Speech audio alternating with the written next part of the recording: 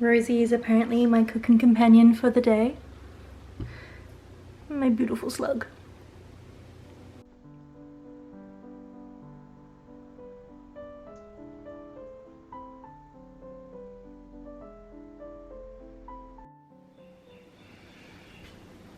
Hey, how you doing?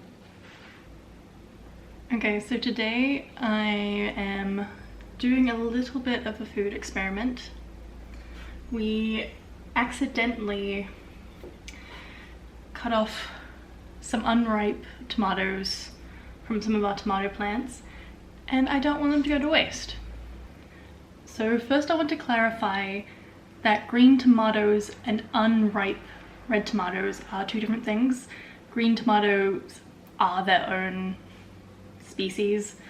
What I have here is essentially unripe cherry tomatoes, where we're harvesting a lot. We accidentally...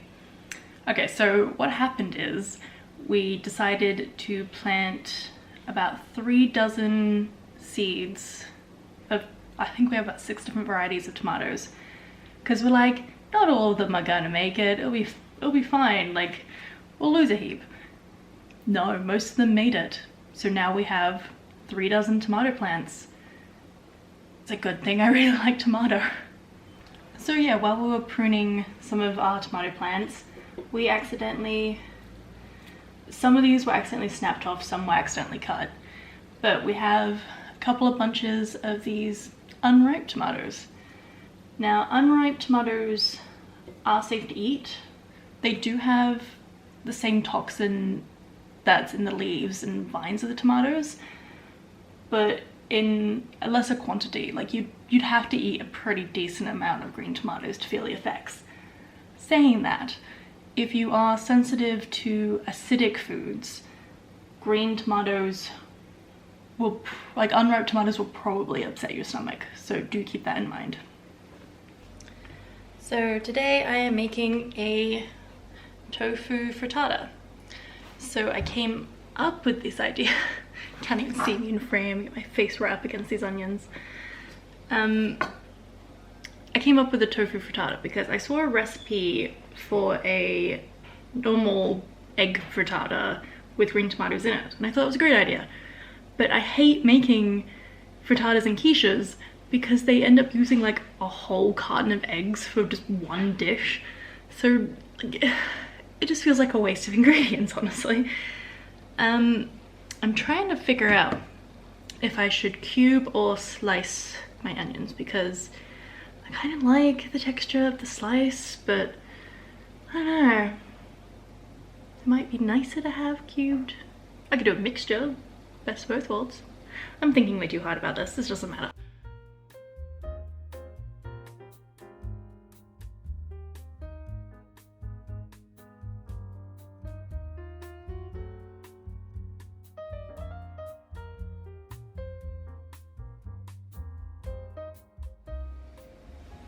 I feel like now I'm just waiting for the sun to come back. Oh, is that it? No, I think it's coming. Alright, so I've washed the unripe tomatoes. And I got rid of some of the ones that were like rock hard. I'm thinking of slicing these because I reckon that'd be a much nicer texture, having just like chunks. Yeah, I'm just gonna slice it up. I'm tempted to add some of the ripe tomatoes in it, but I think I might just add them for a little bit of top decoration. Do the fancy chef thing of decorating the dish with what's in the dish. So like banana bread, I had the slices of banana on top and things like that. Get fancy with it.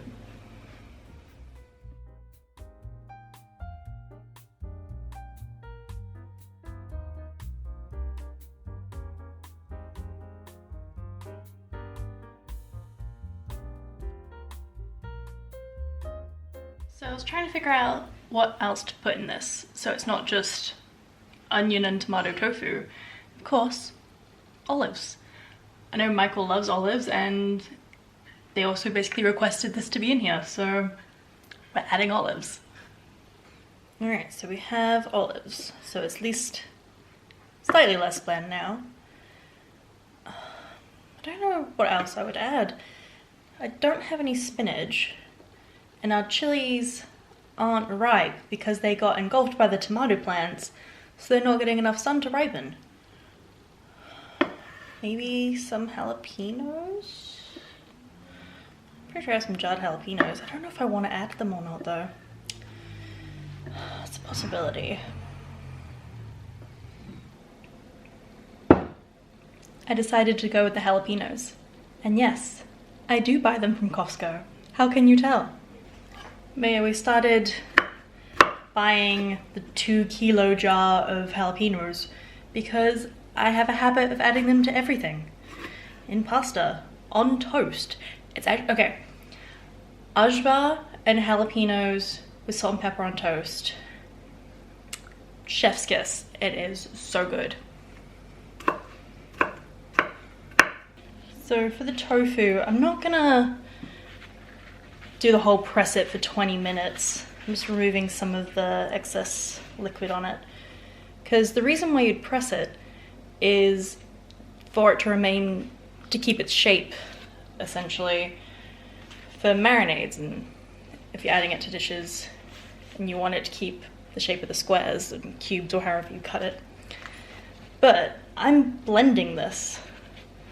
I don't need it to keep its shape, so I'm not just gonna waste my time waiting for it to be pressed for 20 odd minutes. I am, however, gonna cut this tofu into some really small cubes because I want to give the food processor every chance it can get. There's no need for my appliances to have to work harder than they already do.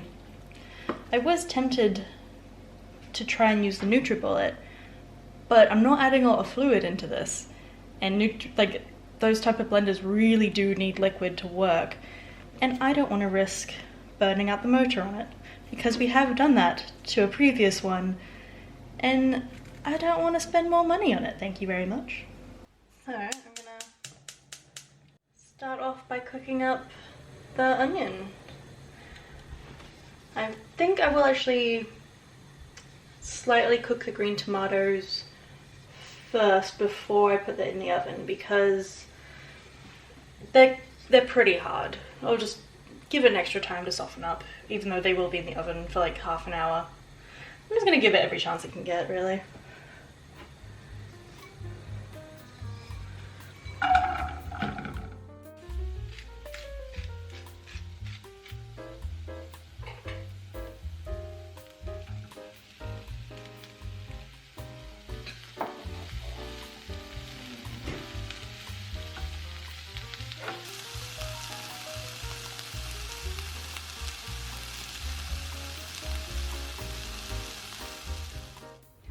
So now we're moving on to the big appliances.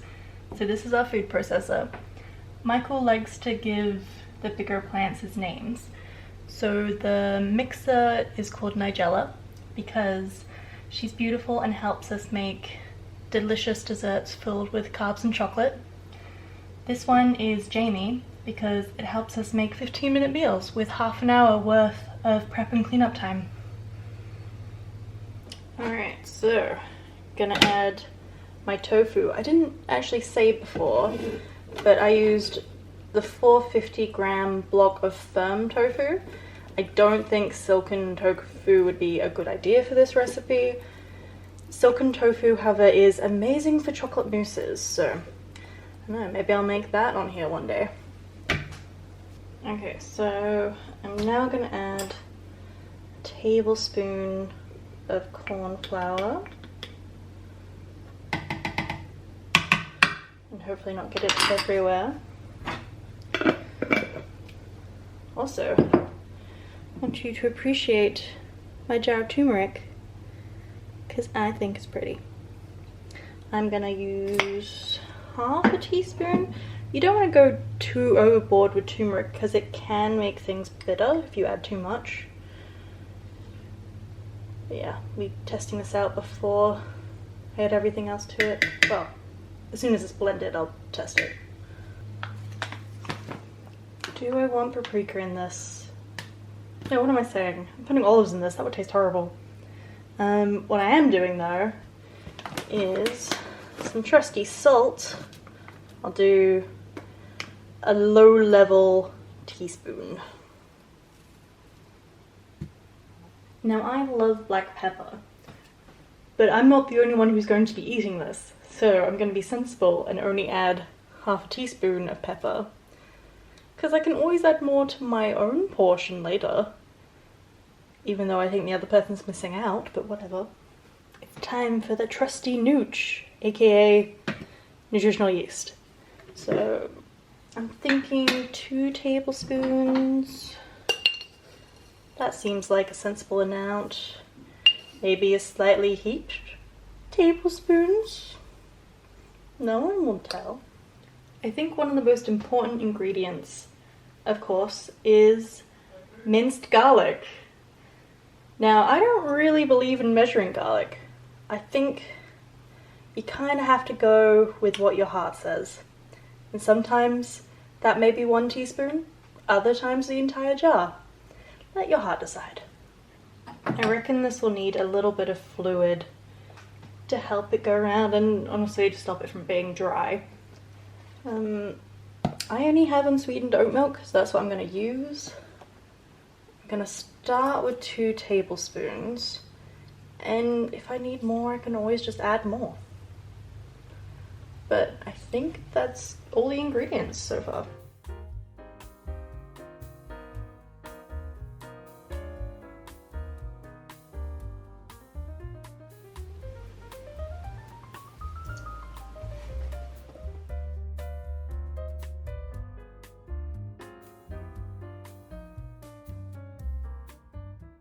It looks a little gross, but it's actually pretty tasty so far. I ended up adding an extra tablespoon of oat milk and another tablespoon of just plain water, and it seems to be pretty much the consistency I want.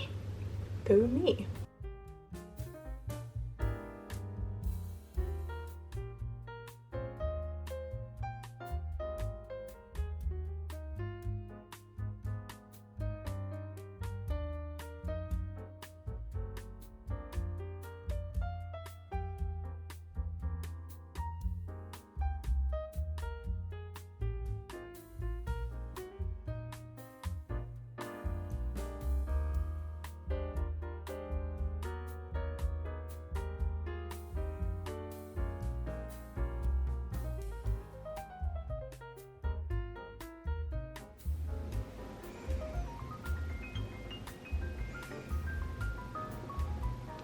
Ah shit, forgot to preheat the oven.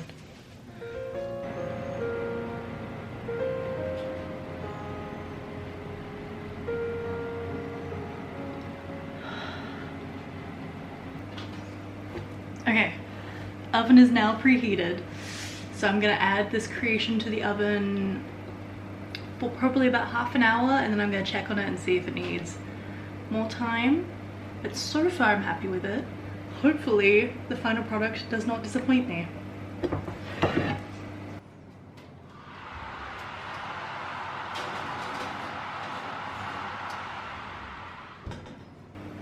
Okay, while that's in the oven, I wanted to talk about the importance of recording what you're doing when you're doing like experimental cooking or baking, because like sometimes you'll end horrendously, but sometimes you'll end up with just a top tier recipe, but you'll never be able to recreate it because you have no idea what the hell you did. I've done that with a rice dish recently. I remember there was tomato and silver beet in it, but I have no idea what the spices were I used. No clue. And I already miss that dish so dearly. It's gone forever.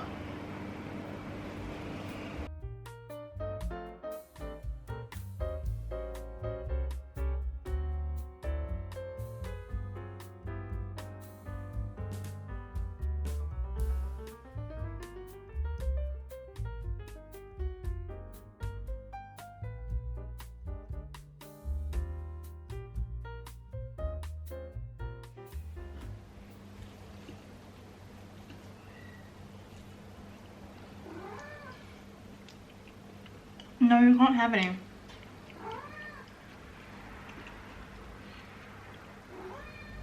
It's really good though. Listen, hon, you've already had dinner. No, you don't get any more. Don't give me that attitude.